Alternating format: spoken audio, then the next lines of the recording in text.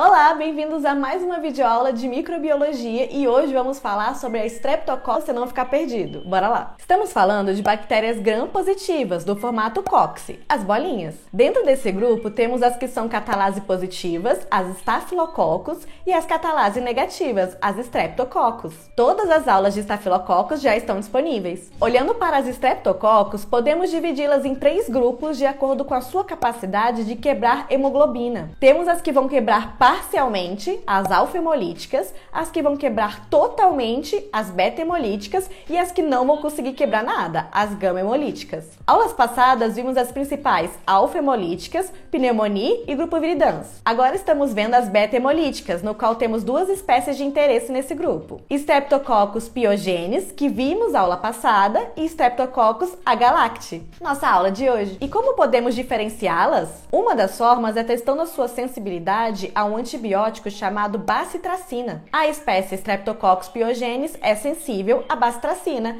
a agalacti não. Ela é resistente. Então vamos fazer a nossa colinha da Streptococcus agalacti com o que a gente sabe até agora. Ela é gram-positiva, catalase negativa, afinal é uma Streptococcus, é beta-hemolítica, então consegue quebrar totalmente a hemoglobina, e resistente à bacitracina, que é uma das formas que podemos diferenciá-la da pyogenes. Porém, preste atenção, uma das formas. Isso quer dizer que, sim, vamos aprender nessa aula 2 testes que até então são inéditos. Mas antes de explicar esses testes, só termina de escrever aí na sua colinha que ela faz parte do grupo B, de acordo com a classificação de Lancefield, que eu expliquei a aula passada. Lembrando que a pyogenes é do grupo A. Então agora vamos dar uma olhada nesses testes inéditos nas nossas videoaulas, que vão ser o teste de hidrólise de hipurato e também o teste CAMP. Então, primeiro, uma forma útil de diferenciar a agalacti de outras Streptococcus é fazendo o teste de hidrólise de hipurato. Esse teste é baseado no fato de que a agalacti é a única Streptococcus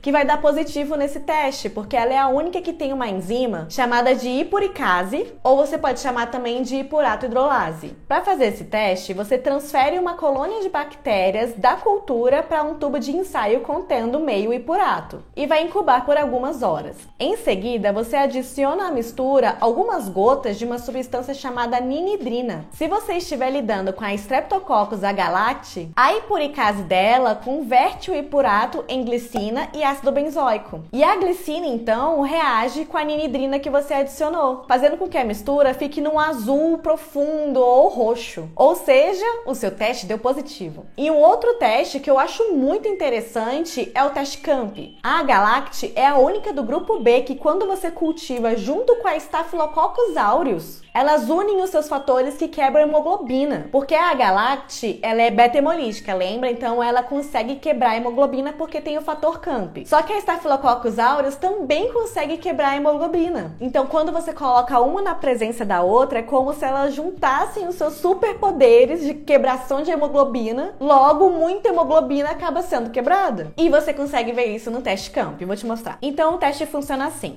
Em uma placa agar-sangue, você semeia Staphylococcus aureus em uma linha reta. Você então semeia o que suspeita ser a agalacti em uma linha reta a 90 graus da aureus, mas sem encostar uma na outra, do jeito que tá aí no vídeo. E do lado oposto, lógico, você vai semear o seu controle. Depois de incubar a placa, se tiver formado uma espécie de flecha por causa dessa hemólise aumentada, é positivo para a agalacti. Então você pode inclusive botar aí na sua colinha que a agalacti é CAMP positivo. Agora vamos ver outras faces da agalacti que você não conhece ainda. A agalacti se chama assim porque ela foi primeiro identificada em vacas.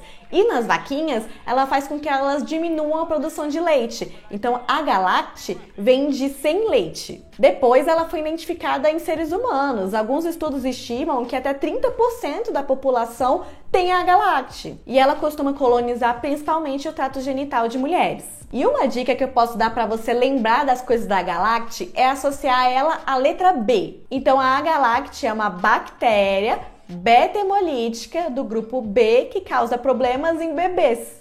Fatores de virulência.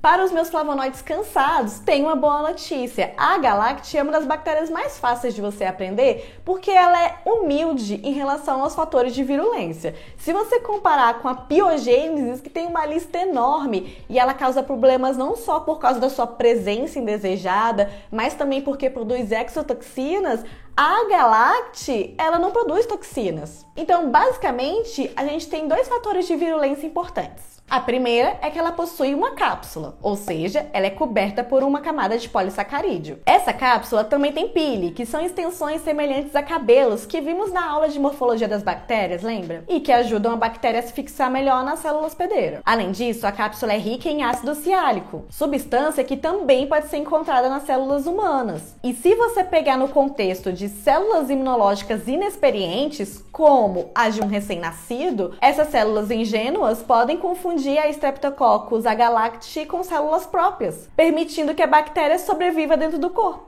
E como você já sabe, ela se trata de uma bactéria beta-hemolítica. Isso quer dizer que ela produz beta-hemolisina. A beta-hemolisina destrói tecidos e causa hemólise, que é a destruição de glóbulos vermelhos, de hemácias. Manifestações clínicas. Como eu comentei, ela é de certo modo comum de ser encontrada em adultos saudáveis, sem doenças. Ela coloniza principalmente o trato gastrointestinal, especialmente lá o cólon e também na vagina. Os problemas surgem quando ela vai parar onde não devia, especialmente em pessoas que estão com o sistema imunológico enfraquecido, como por exemplo, recém-nascidos, grávidas, pessoas com doenças pré-existentes como diabetes ou outras infecções como HIV. Além disso, como o baço desempenha uma função muito importante contra bactérias encapsuladas, a Streptococcus agalacti pode ser mais perigosa para pessoas que tiveram baço removido cirurgicamente ou têm alguma doença no baço. Mulheres grávidas e neonatos. Em mulheres grávidas colonizadas pela Agalacti, ela pode subir a vagina, passar o colo do útero e chegar lá no útero. A partir daí, ela pode acabar infectando membranas fetais, que se chama córion e amnion, causando corioaminionite. Quando isso ocorre, as membranas podem ficar danificadas e até mesmo romper antes do parto, causando assim um aborto espontâneo ou um parto prematuro. E às vezes a infecção pode se espalhar até para o feto, causando a morte intrauterina. Inclusive, a Agalacti pode até mesmo passar a vagina e subir pela uretra, causando uma cistite, que é a inflamação da bexiga. Só que o BO não para por aí, porque é agora que o negócio fica complicado. A Agalacti pode ser transmitida ao recém-nascido durante o parto normal. E nos bebês, ela pode descer as vias aéreas, chegar no pulmão e causar pneumonia. E agora vocês vão descobrir pelo que ela é mais conhecida. Vocês lembram que a Agalacti tem beta-hemolisina, que consegue danificar tecidos? Então, ela pode romper a parede dos alvéolos e chegar diretamente na corrente sanguínea. A gente chama isso de bacteremia. A bacteremia pode levar a uma sepse neonatal, que ocorre quando as bactérias desencadeiam uma reação inflamatória generalizada, que pode causar vasodilatação, hipotensão e hipoperfusão em órgãos vitais do bebê. E por fim, as bactérias podem conseguir atravessar a barreira hematocefálica do bebê e migrar para o líquido cefalorraquidiano, causando então uma meningite neonatal. Então ela é muito conhecida no meio médico por ser uma das principais bactérias que causam a sepsis e meningite neonatal. Diagnóstico. Aqui você consegue ver como é muito importante que as mamães façam um pré-natal, porque você consegue identificar quais mulheres têm a Agalacti e consegue tratar antes do parto, antes da transmissão. Então lá na 35ª, 37ª semana de gestação, as mamães fazem testes para ver se elas possuem bactérias do grupo B. Para identificar se é essa bactéria, é só você seguir o que a gente viu na nossa colinha. Tratamento.